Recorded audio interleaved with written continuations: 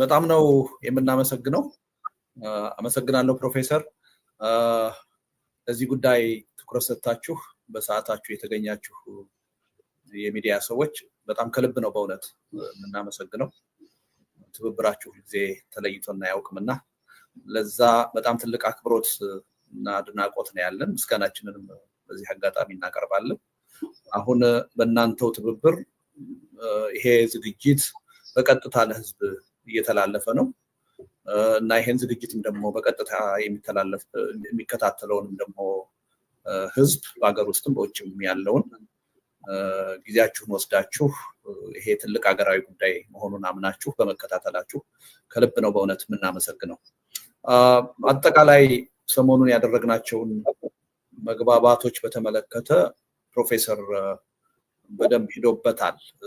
ያልተዳሰሰ ነገር ብዙ ያለ አይመስለኝም። ነገር ግን የጋዜጣዊ መግለጫውን ይፋ ካደረግን በኋላ ትንሽ አንዳንድ የህብረተሰብ ክፍሎች ላይ ብዥታዎች የፈጠሩ ነገሮች እንዳሉ ተገንዝበናል እና ምንድነው አንደኛው ከዚህ ከውክልና ጋር የተያያዘ ጉዳይ ነው እና እኛ እዛው መግለጫችን ላይ በደንብ እንደገለጽ ነው በግል ተነሳሽነት ነው ይሄን ነገር የጀመርነው። ገና የመጀመሪያ ግንኙነት ነው። በግል ነው የጀመርነው ስንል ግን ሰዎቹ እንዲሁ ዝም ብለን በአጋጣሚ የተገናኘን ግለሰቦች ነን ለማለት አይደለም። ከድርጅትም ከስብስብም ከተለያየ ህብረተሰብ ክፍል የመጣንን በኢትዮጵያ የፖለቲካ ታሪክም የየራሳችን ሚና ያለን ግን ከውክልና አንጻር ማንንም ወክለን አይደለም እዚህ የተገኘ ነው። በአሁኑ ወቅት ራሳችንን ወክለን ነው የተገኘ ነው እና ባደረግነው ውይይትም የደረስንበት አንዱ ስምምነት ምንድነው ይሄ ስብስብ ጥሩ ስብስብ ነው። ወደፊት ብዙ ማህበራዊ መሰረትን ሊወክል ይችላል። ነገር ግን በቂ አይደለም። ከዚህም በላይ ውክልናውና ተዋጽኦ መስፋት አለበት። ስለዚህ ወደፊት በሚኖረን እንቅስቃሴ ሰፋ ያለ ተሳትፎና ተዋጽኦ እንዲኖር የሚያስችል ስራ መስራት አለብን የሚል ነው አንድ ውሳኔ የወሰነው። ስለዚህ አንዳንድ ሰዎች ተሰርቶ ያለቀ የተፈጠረ አንድ አይነት ድርጅት ወይም ስብስብ አድርገው ይወሰዷልና ስህተት ነው።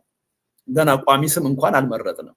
ራሳችን እንዴት ነው ወደፊት ምን ቀጥለው የሚለውን ራሱ ለመወሰን ገና ተከታታይ ውይይቶች ነው የምናደርገው። ያን ፋሲሊቴት የሚያደርግ አንድ 5 አባላት ያሉት ጊዜያዊ ኮሚቴ አቋቁሙ። ስለዚህ ገና በጅምር ያለ ነው። በእኛ ብቻ ሳይሆን በሌሎችም ተሳትፎ ዳብሮ ትክክለኛ አቅጣጫ ይዞ ወደፊት የሚቀጥል እንቅስቃሴ ነው የሚሆነው እና የውክልናን ጉዳይ በዚህ መልኩ መረዳት ያለብን ይመስለኛል። ሁለተኛው ትንሽ ብዥታ ፈጥሮ ያየሁት ሚናችንን ያለ መረዳት ጉዳይ ነው። የኛ ሚና አሁን የኢትዮጵያ ህዝብ መከራ ላይ ነው ብለን እናምናለን። ከፍተኛ የሆነ የህልውና ፈተና ውስጥ ነው፣ አደጋ ውስጥ ነው ብለን እናምናለን። ስለዚህ ትግል እየተካሄደ ነው። ወደፊትም የበለጠ ተጠናክሮ መካሄድ አለበት። ያ ትግል በትብብር መካሄድ አለበት የሚል ያ ትግል ደግሞ በትብብር ከተካሄደ በኋላ ካለፉት የትግል ሂደቶች የተማርናቸው የቀሰምናቸው ትምህርቶች አሉ። የኢትዮጵያ ህዝብ ትግል ያካሂዳል፣ ዋጋ ይከፍላል። ከከፈለ በኋላ ለውጡ በሆኑ አካላት ይጠለፋል ወይም ይጨናገፋል። ይሄ መደገም የለበትም። ስለዚህ አንደኛ እንዴት ጠንካራ ትግል አድርገን በአሸናፊነት ልንወጣ እንችላለን የሚለውን ነገር በደንብ በጥናት የተመሰረተ ፍኖተ ካርታ ሊኖረን ይገባል። ዝርዝር ጉዳዮችን ያካተተ አንድ። ሁለተኛ ለውጥ ከመጣ እና በአሸናፊነት ስንወጣ ምን አይነት የሽግግር ሂደት ነው የሚኖረው?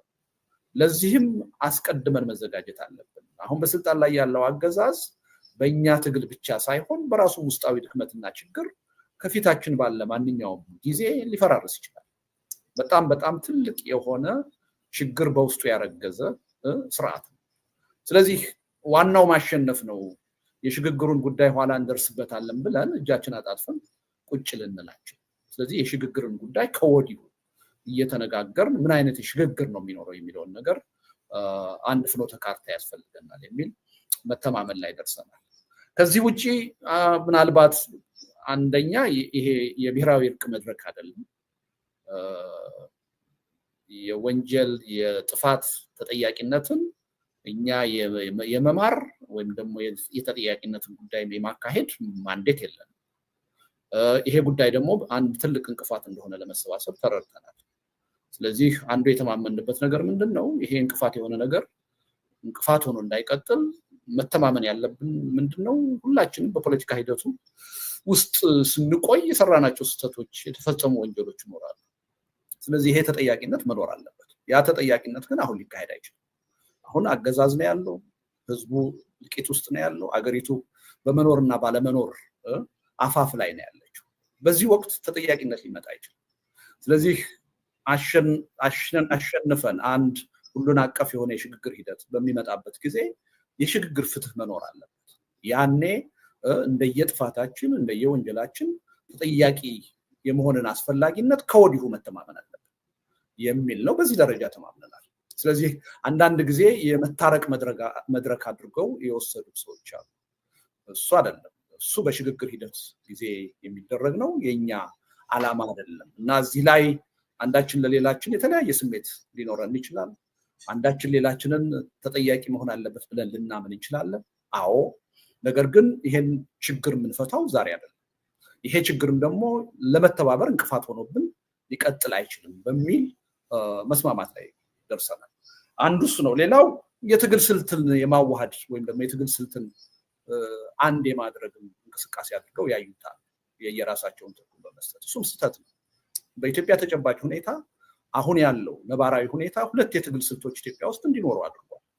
በሰላም የምንታገል ኃይሎች አለን፣ በትጥቅ በጠበንጃ የሚታገሉ ኃይሎች አሉ። እነዚህን ሁለት ስልቶች ማዋሃድ አይቻልም። የኢትዮጵያ ነባራዊ ሁኔታ ይሄ እንዲሆን አድርጓል። ስለዚህ እኛ ምንድነው እነዚህ ስልቶች ይቀጥላሉ። በእነዚህ ስልቶች እምነት ያለን አካላት የመረጥናቸውን ስልቶች ይዘን እንቀጥላለን። ነገር ግን ስንቀጥል አንደኛ እነዚህ የሚካሄዱ ትግሎች በጠበንጃም ይሁን በሰላማዊ ትግል የህብረተሰቡን ደህንነት በሚመለከት ጥንቃቄ የተሞላባቸው ሊሆኑ ይገባል እና የትጥቅ ትግል የሚያካሄዱት ኃይሎች የሚያካሄዱት ትግል የሰላማዊ ትግል የምናካሄደውን ይመለከተናል። ምክንያቱም ህዝቡ ነው የሚጠቀመውም የሚጎዳው። ሰላማዊ ትግል የምናካሄደውን ኃይሎች ጉዳይ የትጥቅ ትግል የሚያካሄዱት ይመለከታቸው። ምክንያቱም በሰላማዊ ትግልም ህዝብ ወደ ቀውስ ውስጥ ሊገባ ይችላል፣ እልቂት ሊመጣ ይችላል። ስለዚህ ያገባቸዋል። ስለዚህ ትግሉ በእነዚህ ጉዳዮች ላይ እንቅፋት ገጥሞት እንዳይሰነካከል አንዳችን ለሌላችን ቢያንስ እንቅፋት መሆን የለብንም በአንድ በኩል። በሌላ በኩል ደግሞ አጠቃላይ የሀገር ህልውናንና የህዝብ ህልውናን በሚመለከት የጋራ ጉዳያችን እንደዚህ አይነት ጉዳዮች ከህዝብ ህልውና ከሀገር ህልውና ጋር የተያያዙትን ጉዳዮች ደግሞ መመካከር መቻል አለብን። ሶስተኛ ትግሉ ለአሸናፊነት ከበቃ በኋላ አንድ የሽግግር ሂደት ያስፈልጋል። ይሄ የሽግግር ሂደት ምን አይነት ቅርጽ ምን አይነት ይዘት ሊኖረው ይገባል በሚለው ዝግጅት ዙሪያ የጋራ ጉዳይ ስለሆነ በጋራ መመካከር አለብን። የትግል ስልታችን ግን ተጠብቆ ነው የሚቀጥለው። ይሄን የትግል ስልት አንድ ለማድረግ ለማስታረቅ የሞከርነው ሙከራ የለም፣ እንሞክርም ብንል የሚቻል አይደለም እና በዚህ ረገድም ትንሽ አስተሳሰብ መዛባት ሰምተናል። ሌላው የፖለቲካ አጀንዳችሁን የጥላችሁት ነው፣ ልዩነታችሁን የጥላችሁት ነው የሚልም ደግሞ ኮንሰርን ሰምተናል ከብዙ አቅጣጫ። ይሄ ስብስብ ያሉንን ርዕዮተ ዓለማዊ ወይም በህገ መንግስት በፖሊሲ ሊገለጹ የሚችሉ የአጀንዳ ልዩነቶች ለማስታረቅ አይደለም የተገናኘው። እነሱን ለማስታረቅ አይደለም። ያሉን ልዩነቶች ማጥበብ እንችላለን ብለን ካመን አንዳንዶቹን ጉዳዮች ተከታታይ የሆኑ ውይይቶች፣ ድርድሮች ይኖሩናል።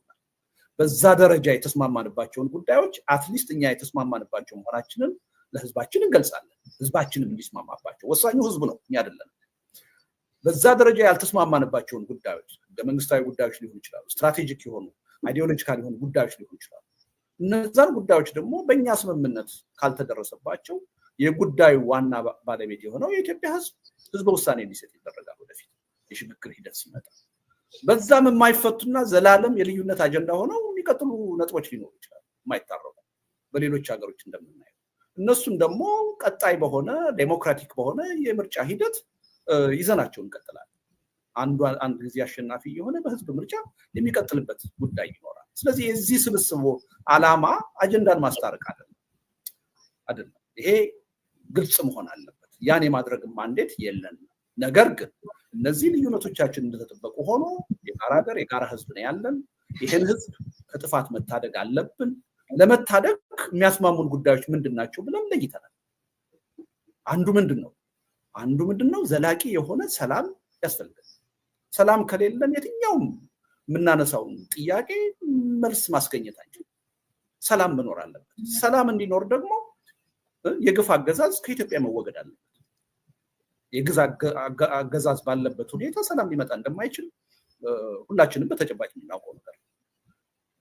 በተመሳሳይ ሁኔታ ደግሞ ጦርነት መቆም አለበት። ጦርነት እያካሄድን እየተላለቅን ወደ መግባባት የሚወስድ ውይይትና ድርድር እናደርጋለን። ስለዚህ እነዚህ ሶስት አጀንዳዎች የጋራ አጀንዳዎቻችን። ከዛ በኋላ ምንድነው የሚያስፈልገን? ብሔራዊ መግባባት ያስፈልጋል። መሰረታዊ በሚባሉ ነገሮች ልዩነቶቻችን እንደተጠበቀ ሆኖ ስለዚህ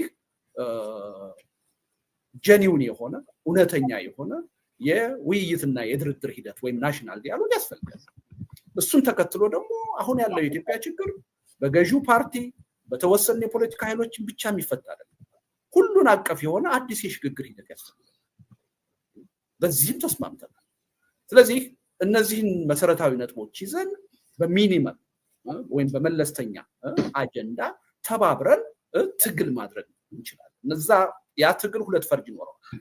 አንደኛ በአሸናፊነት ለመወጣት ትግል፣ ሁለተኛ ከአሸናፊነት በኋላ የሚመጣው ሽግግር እንደ አሁን ቀደሙ እንዳይኮላሽ እንዳይጠለፍ ዘላቂ ሰላም ሊያመጣ በሚችል መልኩ እንዲካሄድ ከወዲሁ ዝግጅት ማድረግ አለብን የሚል ስምምነት ላይ ደርሰናል እና አንደኛ ያው ጅምር መሆኑን ታሳቢ ማድረግ ያስፈልጋል። ሚናችንም ውስን መሆኑን መገንዘብ ያስፈልጋል። ይሄ መረዳት ካለ ችግር ያለው አይመስለኝም። ይሄ በጣም ገና አዲስ ነገር ነው። በጣም ትልቅ ተነሳሽነት ግን ተፈጥሯል። አንዱ የተስማማ ነው ምንድነው እንደምታውቁትኝ ሁላችሁም አሁን ትልቅ የሆነ የመተባበር ተነሳሽነት ተፈጥሯል። ለምሳሌ አብሮነት ኢትዮጵያ ይህ አይነት መድረክ እያዘጋጀ ነው። የኦሮሞ የፖለቲካ ኃይሎች ተመሳሳይ መድረክ እያዘጋጁ ነው። የኢትዮጵያ ሰሞኑን የኢትዮጵያ ምን ነበር የኢትዮጵያ ሶሊዳሪቲ የሚባል እንዲሁ አንድ ኃይል ተመሳሳይ እንቅስቃሴ እያደረገ ነው። ይሄን ማን ነው ይሄን ማስተባበር ያለበት የሚለው ወደ ፉክክር ውስጥ ሊያስገባንና ሌላ የቅራኔ ምንጭ ሊሆን አይገባም። ስለዚህ እንዲህ አይነት ትብብሮች መኖር አለባቸው። ተነሳሽነቱ መፈጠሩ ጥሩ ነው። ነገር ግን በትብብር በጋራ መሰራት አለበት የሚለውንም ተስማምተናል እና ይሄ ቀላል ነገር አይደለም እና ሚናችን በዚህ ደረጃ የተገደበ እና የተመጠነ እንደሆነ ቢታወቅ ጥሩ ነው ብዬ ነው። በጣም ነው የማመሰግነው ፕሮፌሰር።